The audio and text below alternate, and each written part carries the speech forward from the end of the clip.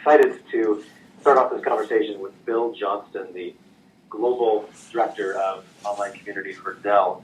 We're going to be talking today about how to succeed as a permeable organization, and we're going to talk about what that even means. It's not as complicated as it sounds, I promise you. I'm Thor Muller. I'm one of the co-founders of Get Satisfaction. Started the company back in 2007 with Lane Becker, Amy Muller, and Jonathan Grubb.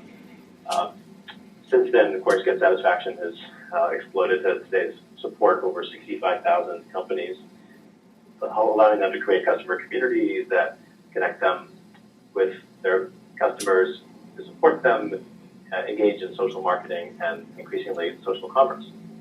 Most recently, I've also spent much of time writing and researching the subject of serendipity in business.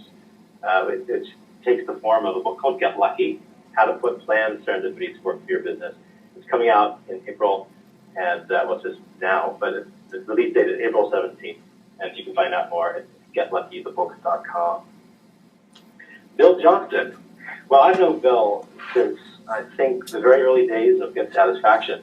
He was one of our early cheerleaders, and at the time he was running a company and community designed to help community managers called Forum One. And with Forum One, he was holding conferences and other events that brought together really the smartest and most bleeding-edge practitioners in the field of community.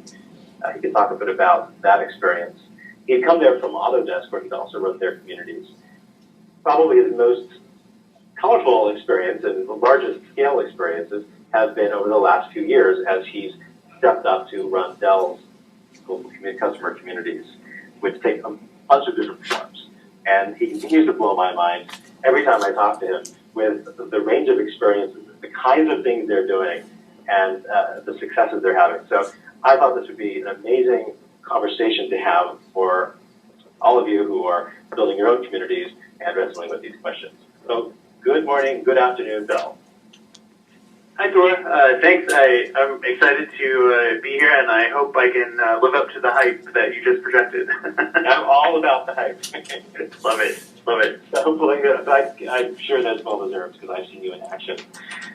So I thought we'd start actually with the personal stuff because one of the things we've always believed at Get Satisfaction was that business is increasingly personal. We bring our own experiences, we bring our personalities into our life and our work. So I'm curious, how did you find your way into community?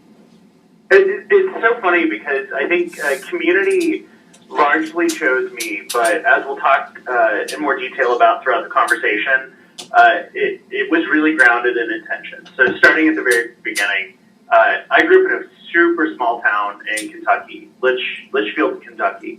And it was a very small community. It had a town square, like many towns in the South do, where there was a lot of commerce sort of centered around that town square. And my father was in community banking, right? So at an early age, I saw this intersection of, sort of small town life and particularly how the community was affected by the local community banks and the real immediate effect of, say a farmer coming in to get a loan for a tractor and the impact that had on his life, which was just kind of interesting to see as a kid and growing up.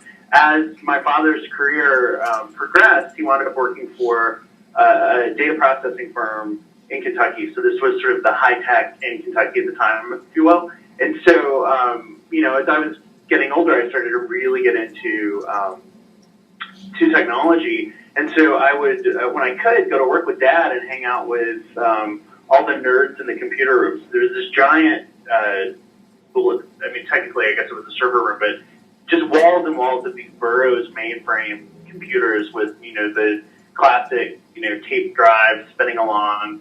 And I fell in love with the possibility of technology. I had no idea what it could do, but I knew that it was something impactful. And so those two experiences, growing up in a small town and being exposed to banking and sort of the intersection of social and financial capital, and then also sort of being exposed to technology early on, really shaped my interest in the intersection of technology and online community.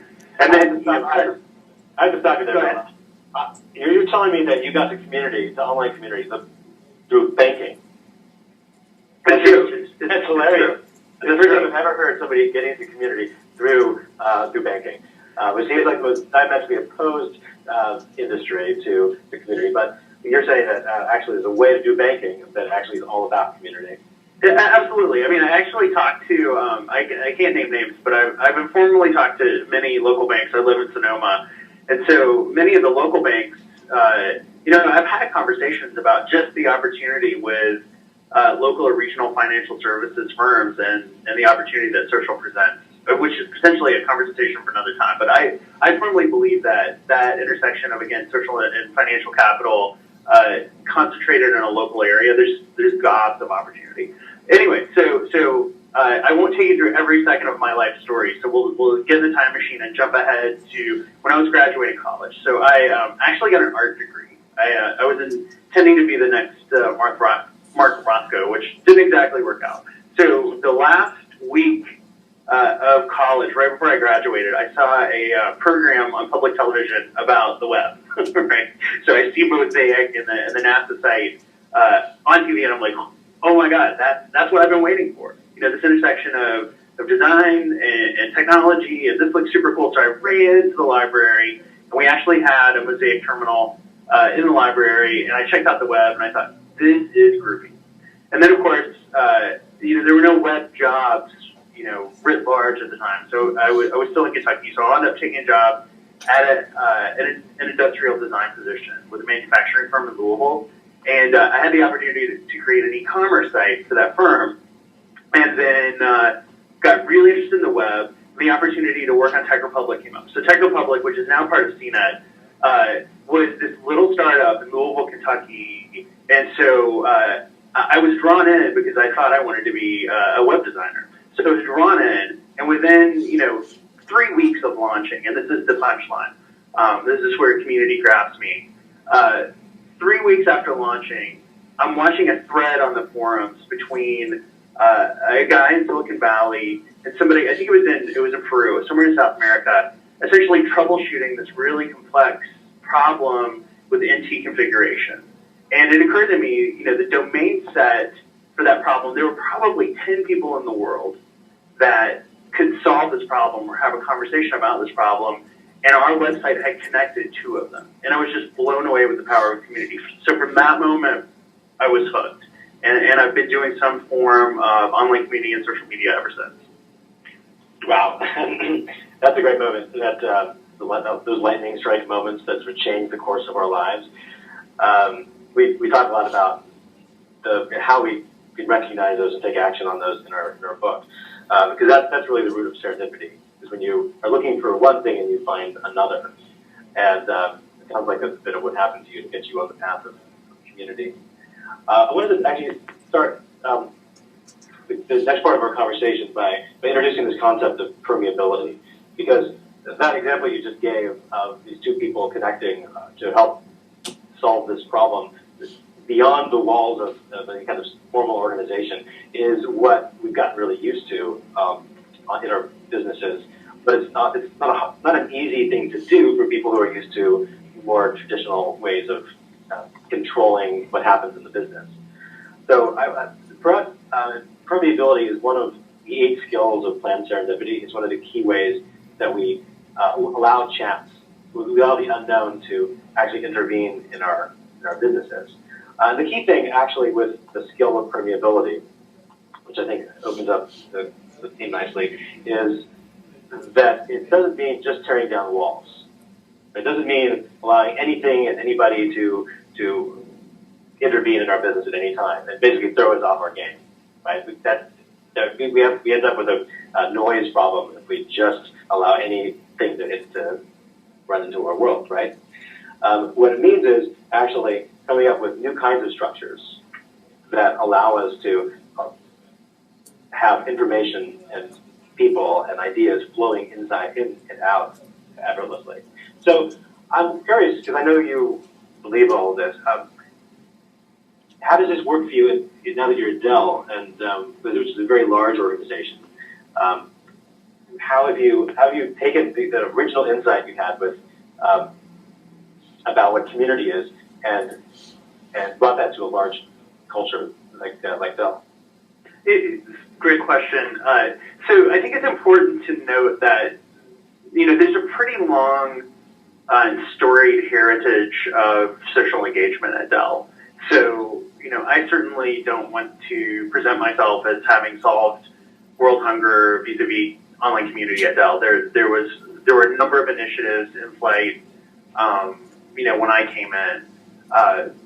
But with that said, I think the opportunity was, it still is, I came on as part of the social media and community team, SMAC team. And a gentleman named Manish Mehta, who was VP of social media at the time, was the mastermind behind pulling together this centralized structure called SMAC. And he pulled me in to do communities, and there were a number of talented team members working on other things, like Richard Barjetic for social media. Liz Bullock was leading our training and policy org and that sort of thing. So we had a number of people around different lines of function within the organization. So when I came in, what I really saw, and again, I'm inherently biased because I'm a community builder, but I saw a couple of things. One was, it felt like, I think Dell was generally aligned with other businesses doing this, but it felt like over the last couple of years before I came in, so I came in 2010, so maybe 2008 to 2010, that there was a large focus outside of the community structures and onto mass social media, right? So there's been a pretty significant investment in Facebook, a lot of experimentation with Twitter and that sort of thing, but that maybe the hosted online communities weren't getting the attention that they needed, or weren't prioritized as highly as the external social media touchpoints. So that's where I really dug in. I saw an opportunity to essentially reboot the platform, restructure programs around moderation, create an advocacy program, which I think we'll talk about in a bit, and then really start to look at, talent for the community programs, particularly around community management, which is how we're very blessed to get folks like Connie Benson on the team. So, point number one was, taking this sort of course corrective action around, hey, let's not completely focus on the open social web. Let's try to balance out on-domain, also known as hosted community activities with our presence on the social web, and have a more holistic approach to community building. And the second thing was, and this is something that it sounds sort of patently obvious when you say it out loud, but I had to learn it sort of in the context of Dell, that the activity of community building, it's an intention. It's not a destination. So our working definition of community at Dell is building a network of relationships amongst Dell's employees, partners, prospects, and customers. And that is an intention that we're trying to support over time, right? So it's not just, quarter-over-quarter thing, year-over-year thing. Like we're in this for the long haul. So really getting at the fact that community building is this intention-driven activity that happens over a number of different properties and sites. It's not just site-specific. It's not just our support forums. And it really should be aligned in a market-facing way. So those two things were the things that I really sort of tackled coming in the door. So I'm curious, how do you describe the difference in value between the external social networks, Facebook, Twitter, and so forth, versus the internal hosted communities and managed brand experiences? And how do you guys make the distinction in terms of the goals for both? It's a bit of an art and science, to be honest with you, because we're constantly assessing and recalibrating. For the on-domain experiences, that's particularly, like, let's take support as for instance. If you post a question in our support forums, you are likely to get an answer from a community member or Dell very quickly. And we have a high concentration of folks really focused on providing the quality support experience via those support forums on domain. We're also listening out in the social web, and we're definitely doing a lot of work in processing customer complaints, customer issues, and also customer kudos, et cetera. But when we see support issues on the social web, we definitely have a large team of people looking at that as well. But when you come on domain, there's a higher sense of fidelity with the brand support experience, if you will. And so I think the activities happening on domain are very high fidelity brand, very high degree of attention from Dell and from our sort of subject matter experts and personalities, and that diffuses a bit when you get out onto the mass social web. But conversely, the opportunity, sorry to keep rolling there, but just to finish the thought, the opportunity with the mass social web is, that's where the majority of the audience is, right? So striking a balance of understanding for the folks that want to come on domain and have that high fidelity brand experience, what specifically do they need and how do we address it? And then for folks who would prefer to interact with Dell via Facebook or Twitter or internationally via RenRen or Cena, how do we make those outpost communities a quality experience? Like, that's something that we're constantly working on. Interesting. Do you have different policies for how you communicate through these different channels? Are there certain things that you would say on the domain community versus in Facebook or Twitter? No, honestly, not really. That level of complexity, I think, is just becomes unfathomable when you're trying to get thousands of employees to engage either on domain or out in the social ecosystem. We really strive to keep the policies very succinct. So what kinds of things are you not allowed to say if you're an employee at Dell on these channels? So, to be honest, yeah, sure. Happy to talk. To be honest, there are sensitivities around disclosure. So, talking about earnings before we actually announce is kind of a pretty big no-no. Yeah, I think there are regulations on that one. Yeah, at the end of the day, the policy can be summed up. There are many ways to say this, but the policy can be summed up as essentially don't be silly. There are essentially 5 social media principles, and I can bang them out in 30 seconds or less. Number 1, protect information, so disclosure. Number 2, be transparent. So if you work for, if you're in a channel where you're not, like your Twitter profile isn't readily available, or it's a new interaction for you, disclose that you are working for Dell. Number 3, follow the law, right? Like, don't do anything illegal. Number 4, be responsible. So, again, if you see, maybe there's a pricing mistake on a laptop or something like that. So a silly thing to do would be to, tweet that out to your 10,000 followers, right? If you see some erroneous information, don't pass it along or amplify it. And then lastly, be nice, have fun and connect. We're actively encouraging people to get to the edge of the corporate membrane. Speaking of permeability, that's what the extended social media team is all about, is getting all the great folks within Dell, all the great subject matter experts out to the edge of that membrane, right, to participate with the market. Can you give me an example of a benefit that you've seen that's come out of this? It's more specific, the better here. What's a story that shows how these attributes, being close to the edge, has led to a benefit to Dell? Oh my gosh. Every day we're solving support issues on Twitter. Specifically, IdeaStorm is top of mind for me because we just relaunched it.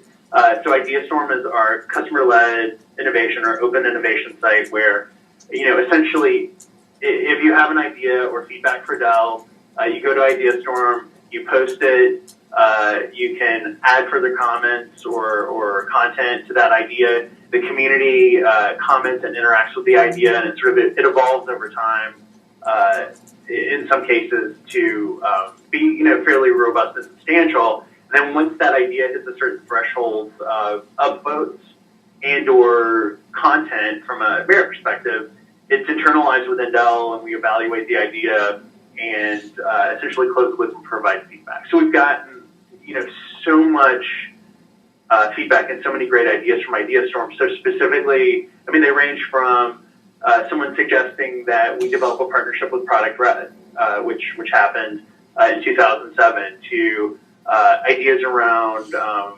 cooling mechanisms for laptops.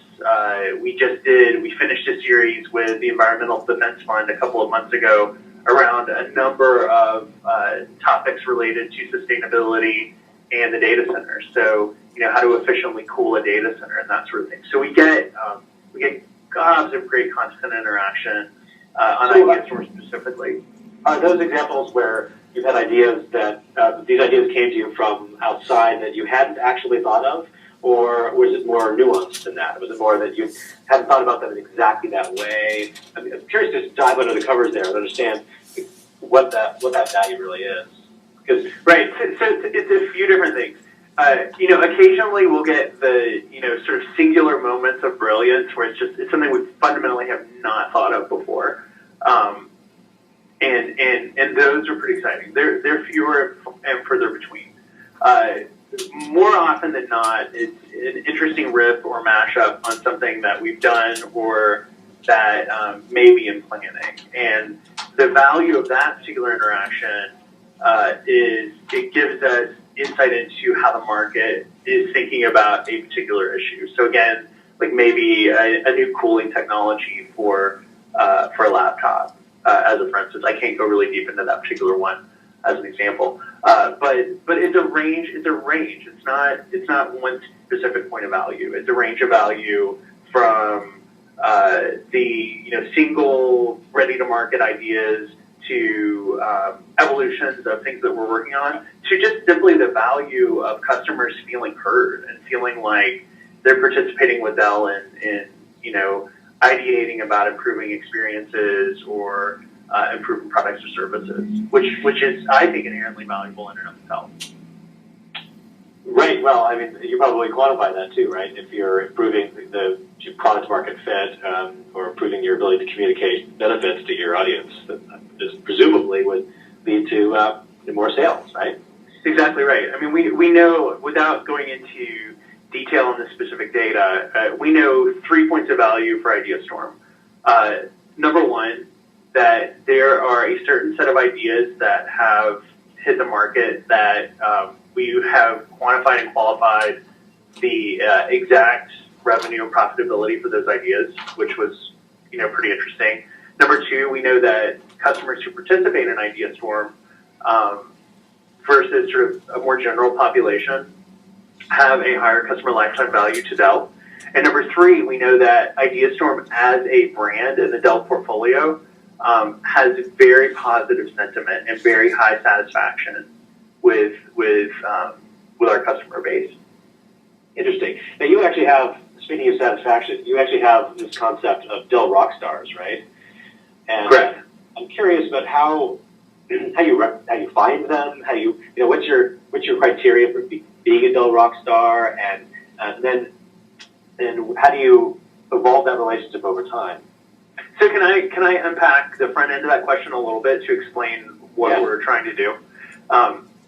So first of all, with community building, there are a few moving parts, right? The first is, I'm really oversimplifying this because it's a much longer process, but getting to strategy. So why are you proposing to build a community and or engage in a community? And the right answer is there's some articulated set of value for the organization that hosts the community, and there's some apparent value for the community that's trying to be hosted or engaged. And where those two sets of value overlap is sort of where the magic happens, right? So, step number one is just articulating strategy, and doing that also gets to being able to close the loop on the return of the activity. or the return on investment, because if you articulate the value back to the company or organization right out of the gate, of course you can then start to draw straight lines back to return. Are you meeting the objective on impact on revenue?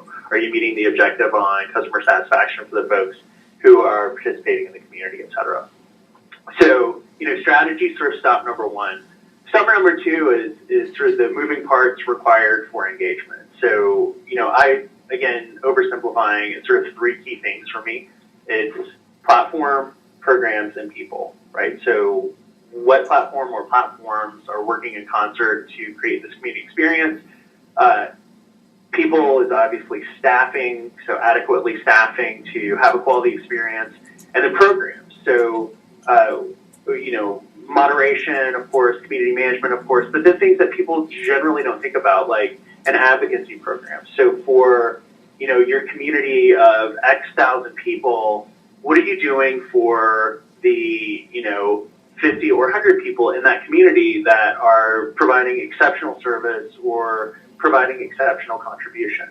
Because, I've seen it play out time and time again. I mean, there's a lot of debate over this framework of the 90-9-1 rule, which is essentially, less than 1% of your community population typically provides most of the content and engagement. And I've seen it play out over and over again, so I just feel like it's not a debatable point at this point. The ratio may change, but the net is there's usually a core or a nucleus of people who really are the heart and soul for the community.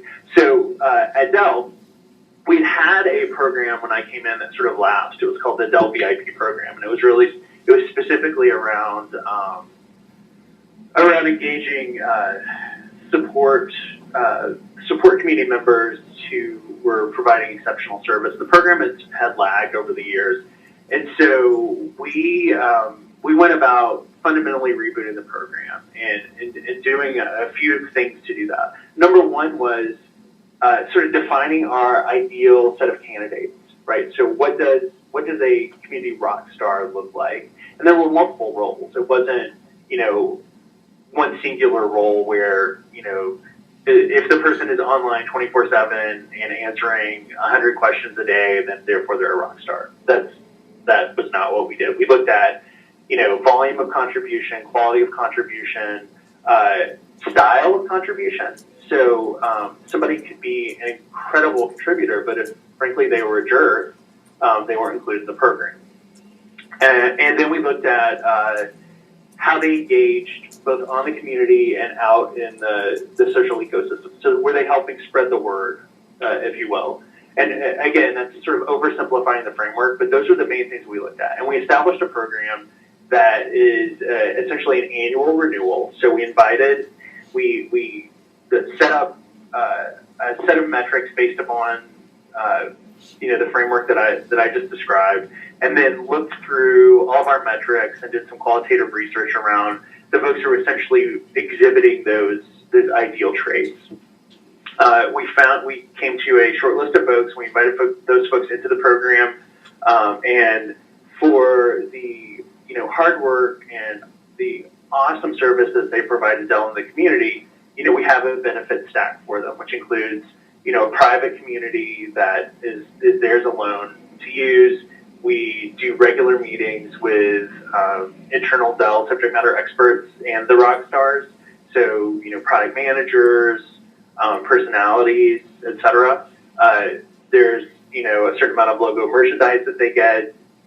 And, essentially it's access to Dell. And then there are other benefits that we have planned moving forward that I can't really talk about. But we really try to balance the contributions that they're providing with, access to Dell and heads up on things like support issues or product releases, because all of these folks are under NDA. So it's a very tight partnership, and we're really trying to draw that group into the organization, if you will. And not only are we doing it with support forums, but we're also trying to do it with all logical community touch points. So a couple of weeks ago, we launched the Idea Storm Rockstar program, and we also launched the Dell Tech Center Rockstar program. So Dell Tech Center is this awesome community for our public and large enterprise audience. So it's essentially IT pros in public and large enterprise there, and there's also small and medium business folks in there as well.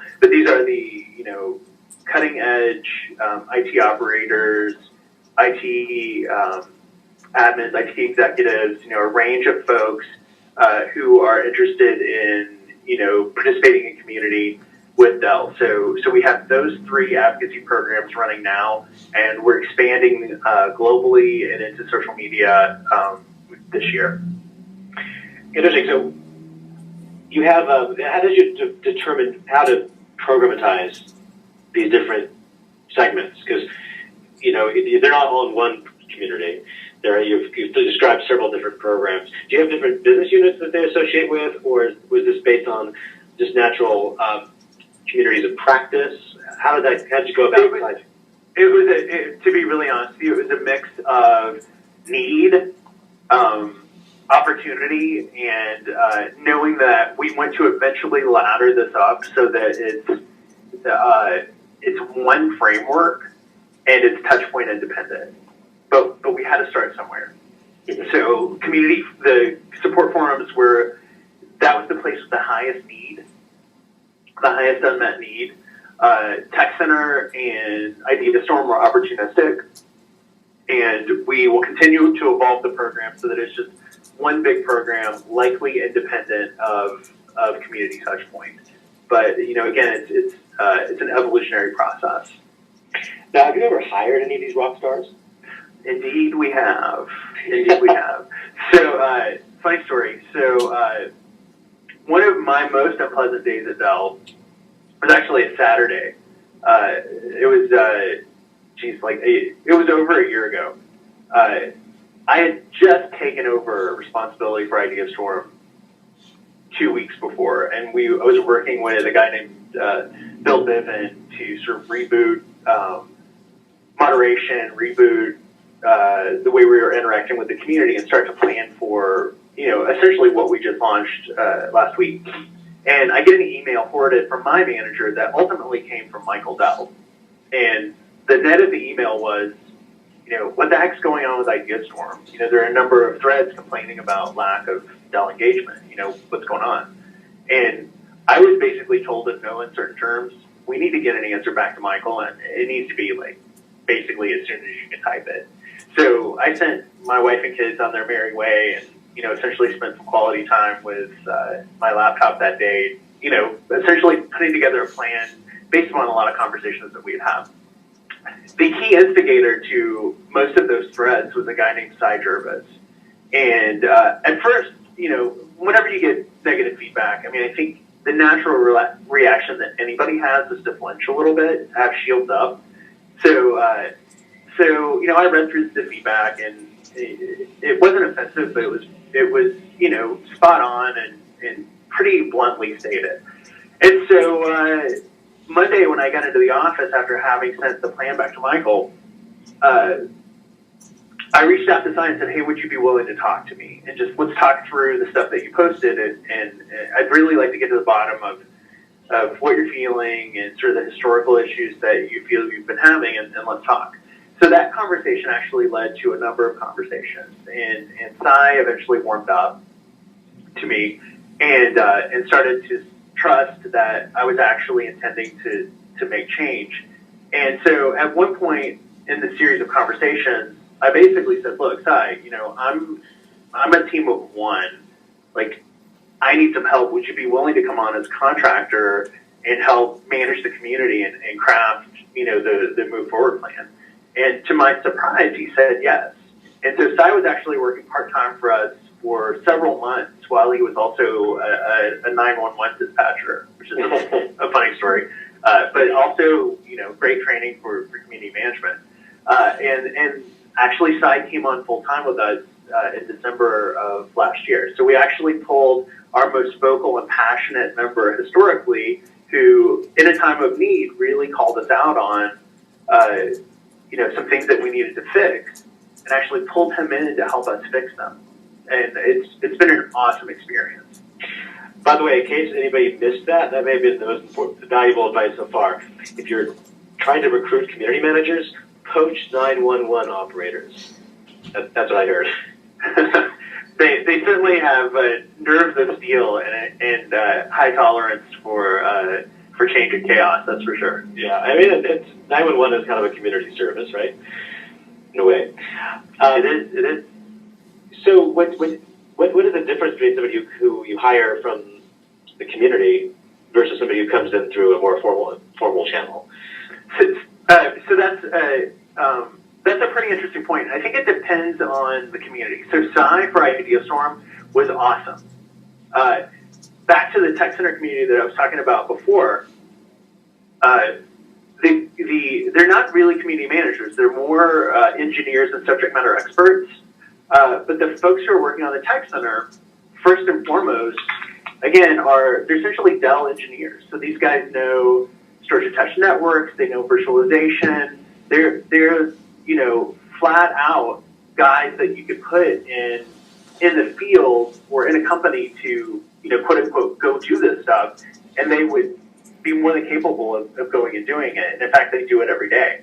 So with Tech Center, it was more important for us to have the subject matter expertise, the real world expertise, and sort of coach them into the community management, community interaction. And I can't take credit for the great job that team has done with, essentially socializing these folks. Jeff Sullivan is the guy who runs this community, and he's just awesome, and the team there is just awesome. But, in certain cases, it's more important to have the domain expertise first, and you can, I think, teach or coach social and community in a lot of cases. So I think it just depends on what you're trying to do. Mm-hmm. Interesting. So I'm going to stop here and invite anybody in the audience to send your questions in, and we'll send them to, I'll relay them to Bill here. Go ahead and add them to the interface, the GoToMeeting interface. Now, one of the things that you told me earlier before we started the call was that these ideas of permeability at the edge of the organization, they're now extending to the sales process as well. Like you're actually finding ways to bring conversation, this sort of social conversation that we associate with community, into the consideration process. Prospects looking at new products and what should I think? What should I think about this product? Does it work for me, etc.? Tell me a little bit about how you're bringing community or social into the commerce. So, the first point there is, it's time to stop pretending that customers make purchase decisions in a vacuum, or that you can completely shape that decision-making process. It's impossible, right? So, for those that are still holding on to that dream, it's time to let it go. We firmly believe that social content is key to making a purchase decision, that folks are very resourceful in sourcing content, either through direct word of mouth or through social media or through recommendations from colleagues, vis-a-vis industry networks, that sort of thing. So we're really doing all we can to pull relevant social content into our browse and purchase paths on the Dell.com website. So everything from articles about a particular solution or product that the Tech Center team that I mentioned earlier may have written, to ratings and reviews, to Twitter feeds around particular hashtags or products. That's something that we're working on. But we fundamentally feel like if we can bring social content into that path or into that process in a contextually relevant and valuable way, it's a win for everyone. And then, I talked a little bit about, sort of socializing Dell.com, if you will, but then also, via our other social media touch points like Facebook, Twitter, et cetera, there's also an opportunity, and we've done a lot of experimentation with also embedding commerce within those flows, right? So it's sort of, the opposite of what I just talked about. We've had a lot of success with the Dell outlet Twitter handle, as a for instance. I mean, we actually can't even talk about how much revenue that channel produces now, mostly because social to us, again, we're trying to take a much more holistic view. It's not just about transactional experiences and offers. It's really about, conversations happening over time with Dell, hopefully some of which yield, purchase actions, right? Can we dive into that a little bit? Because I think that for a lot of us, it feels like there are sort of two cultures: the culture that gets it, and those that are still clinging to a more machine-like approach to business, right? And they probably have to live together, right? I mean, a lot of businesses making things efficient and putting processes into place and creating plans that allow us to have some visibility to the future. But at the same time, and those get converted into things like metrics, right, which we apply all the way down the line. And you've talked about some of those metrics, whether that's satisfaction scores or engagement on the communities. But some of them aren't easily turned into metrics up front. So, and that's where I think the soft and the hard data aspects of measuring success come into conflict. So at least they can. I'm curious how you reconcile that. How do you talk to people who only look at things through these lens of hard metrics? How do you get them to believe in the value of these soft metrics or these soft values? Well, I mean, there's nothing like proof, right? There's nothing like proving out that for somebody who's very transactionally driven and who's striving for quarter-over-quarter goals, there's nothing like showing, hey, if we invest in this particular community, not only can you meet your quarterly transactional goals, but we can also show, lift and purchase size and purchase frequency over time, right, based on the data that we're collecting. So, there's nothing like proof versus faith for folks who are more wired to, manage from a spreadsheet. With that said, we Dell has a very complex and evolving business, right? So we absolutely have to, sell a lot of laptops every month, as a for instance, and there are, tried and true ways via traditional marketing to do that. But with that said, we're, part of the extended social team's mission, and especially research. There's a really great research team that we work in concert with, that Raj Narang and team, Raj runs the team, but Raj and team just do this amazing job of understanding the complexities around social data and are able to tease out insights around, causal insights around if we invest in this particular community with this type of content, then we see, these types of business results on our large enterprise accounts, as a for instance. So, the net of all of what I just said is there's nothing like proving it to convince the unconverted. Okay, so what about the start? And that makes sense. What you've been around for a while, you have this body of evidence. But have you ever been in a situation where you wanted to try something, and because you either didn't know yet how to measure the value, or I know exactly where you're going. Yeah. So let's jump in the time machine and go back to Autodesk circa, when was this? 2004, 2005. So one of the craziest experiences that I had in my career to date was I was brought on at Autodesk to help evolve a community called Point A, which was also integrated into the AutoCAD product. So this community content actually popped up in the AutoCAD 2009 product, like every time you started the program, which was just maddening as an aside to the people using the program. But within 9 months, so I was hired, I moved out to California. Within 9 months, I think, of being on that team, it became very apparent that, the economy was completely crashing. This was the end of 2001.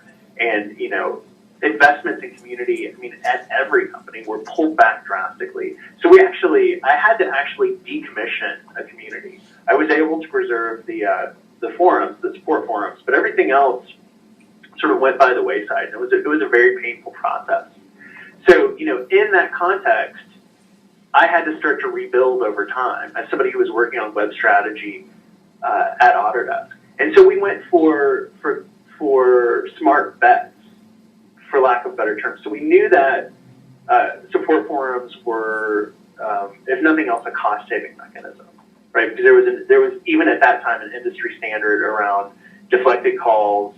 Getting a solution in forums was worth around $7. So we knew that.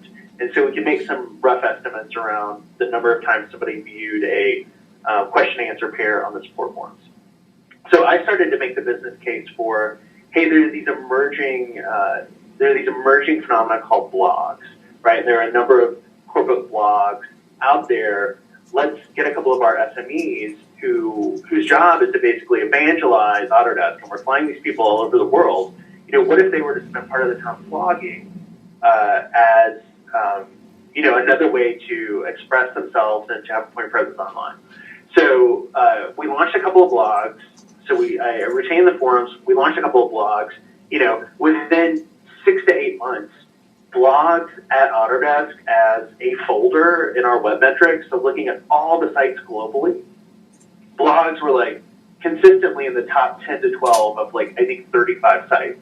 So it was pretty easy to point to, hey, these blogs that we're spending, a couple of hours a week of Lynn and Sean's time on, plus the, $100 for TypePad, are performing better than some of the sites that we're paying, 6 and 7 figures to run.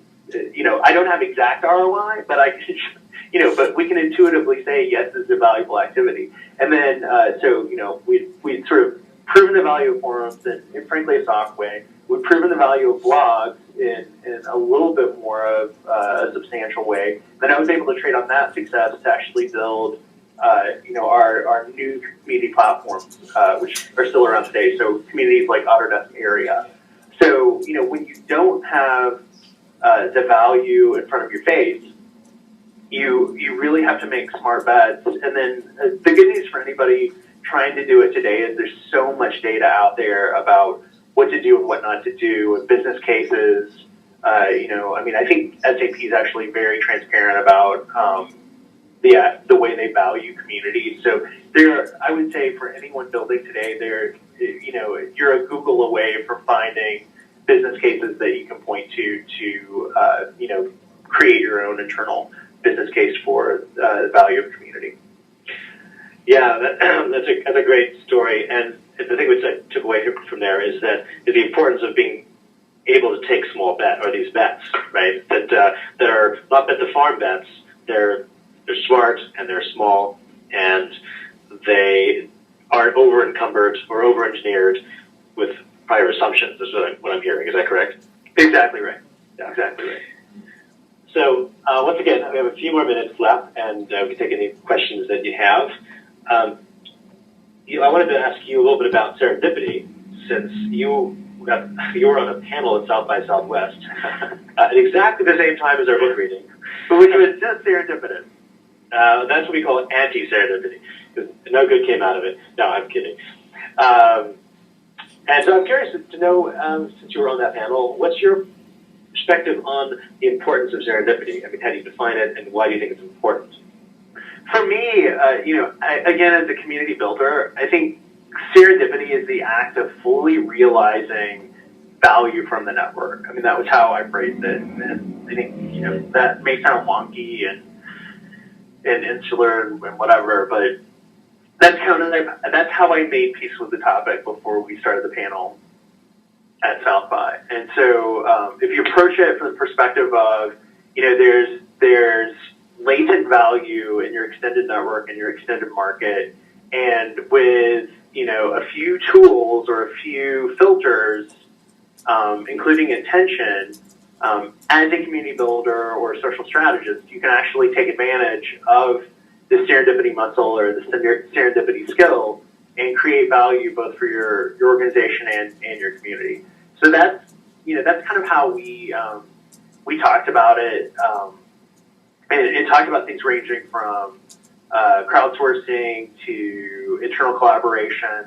One of the examples that I put out was, again, if thinking about serendipity as sort of a frame or structure within the wildly chaotic social web, one of the things that we do on IdeaStorm is this process called Storm Session. So it's a time and topic bound, essentially, ideation session where we signal to the community, hey, for the next 2 weeks, we want to talk about, I'll give an example. One of the things that we talked about with the Environmental Defense Fund was around energy conservation in the data center. So for the next 2 weeks, we want to specifically talk about this. So give us your wildest, craziest ideas. Feel free to mash up and collaborate. But for the next 2 weeks, we're framing this discussion with energy efficiency in the data center. And so I gave that as an example of sort of planned serendipity. So we knew that we had this big community. We knew that we were also bringing in this sort of wild card in the Environmental Defense Fund and the community that follows them and cares about those issues. And we knew we had the structure, which was a storm session on IdeaStorm. And so via planned serendipity, we actually got a ton of great ideas that we're actually still working with the Environmental Defense Fund on how to potentially frame that into some sort of policy statement or at least a set of best practices. Oh, that's great. Because you had contributors who you couldn't have actively found, or were you going out and finding the people who you wanted to participate? A little of both. We pulled in some key folks from the Environmental Defense Fund, of course, but then we just promoted it as we usually do, so people self-selected if they were interested. One of the things that you just mentioned that we found to be incredibly important in our research on serendipity is the value of constraints. And the product designers have been talking about this for several years. Jack Dorsey talks a lot about this, and the power, and Ev Williams as well, about why Twitter works. Twitter works so well, they argue, and I'd agree that because of this constraint of 140 characters, which everything else flows from, right? And it, for instance, allows us to scan a whole lot of tweets quickly, which then allows us to participate in a different way than if they were longer, right? And so what you were just describing there was a time constraint, right? By creating a limit of the amount of time that people could participate in this discussion, they created a currency in the conversation that may not have been there, may have lost that energy. So people may not have paid attention in the same way. So is this part of your consideration as well? Is how do you use constraints? Absolutely. I mean, one of the best. So at heart, I'm still that. In part, I'm still that kid in college who wanted to be the next Mark Rothko or famous product designer. Du jour, I'll refrain from naming a name right now because of who I work for. But one of the best definitions of design that I've heard is quite simply a process of optimizing against constraints. Right? That's the design process, and I think that's very much true. So yeah, I always think about, especially when we're doing product design, like on IdeaStorm, we just did this. Sorry to bring it up again, but we just this pretty big relaunch, and we had very finite resources. We had a 4-month dev cycle with Salesforce.com, and resources were fairly limited. So we really had to be thoughtful about what we left in and what we pulled out or deferred. And for me, the most important things were, an update of the information design so that the site was more consumable, scannable, and engaging. Number two, that we made the ideation process a lot more fluid and iterative versus, kind of the way it was, which was this static social suggestion box.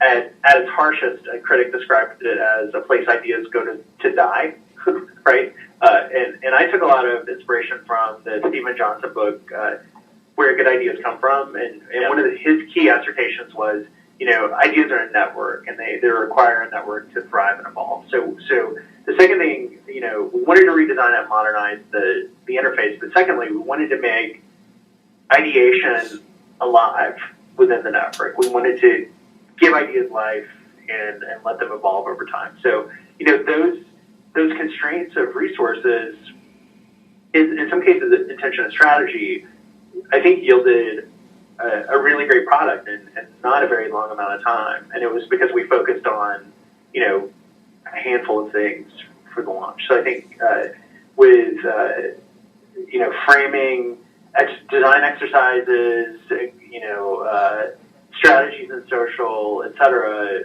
against known constraints and being conscious of them, accepting them, and working with them and around them, I think is critical to the process. I couldn't agree more.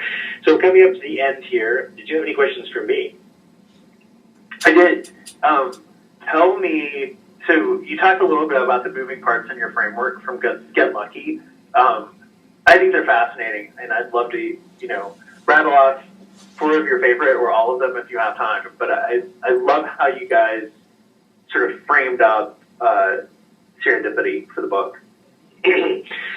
Well, we were very fortunate that these skills, these 8 skills of planned serendipity, materialized pretty quickly. I think of how this process unfolded as kind of like a stone rubbing, where we had a stone with the answers on it, and the writing process was like, we were just rubbing away, and the details came into form. That's how I imagined it as we were going. It didn't feel like we were making it up from whole cloth. I think that's how discovery always feels. It doesn't.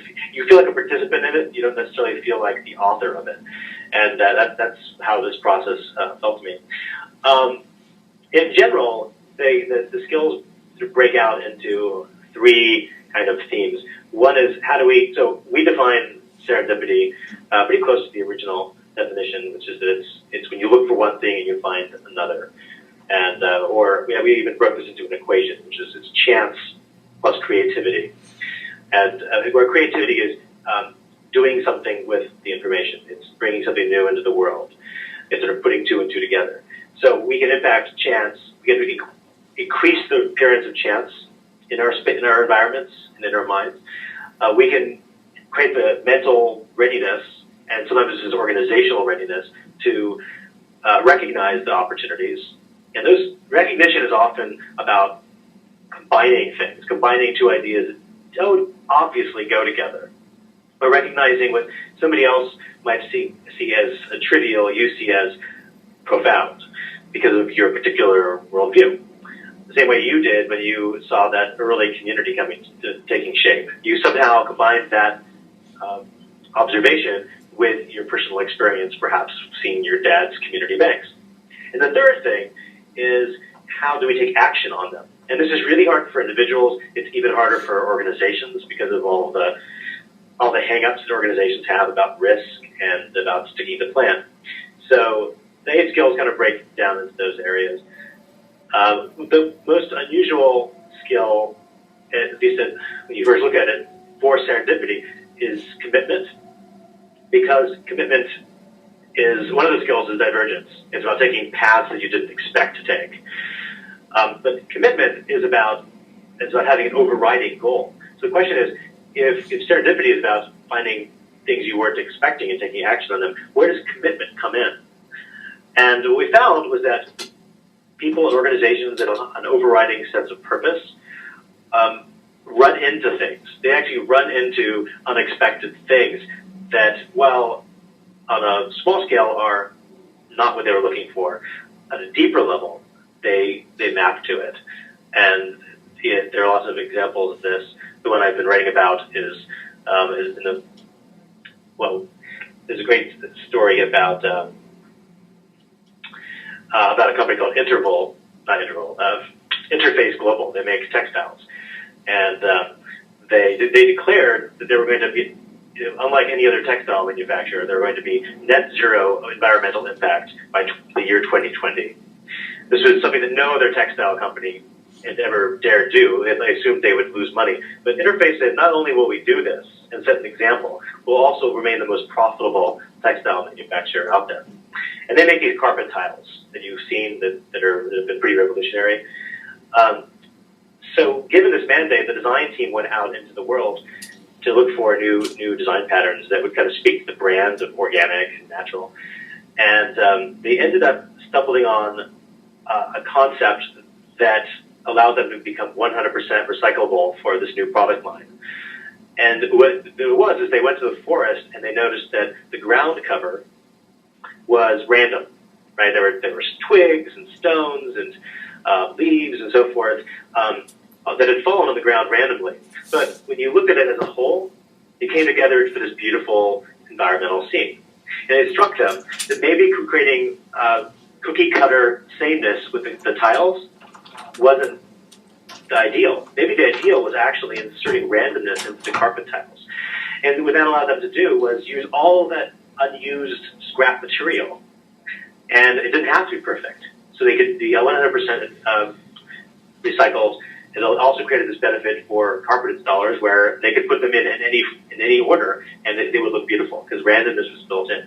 So it shows how overriding the purpose leads to a state of mind which allows you to see things, see opportunities that were unexpected that are ultimately in line with your big purpose. So that's my favorite one.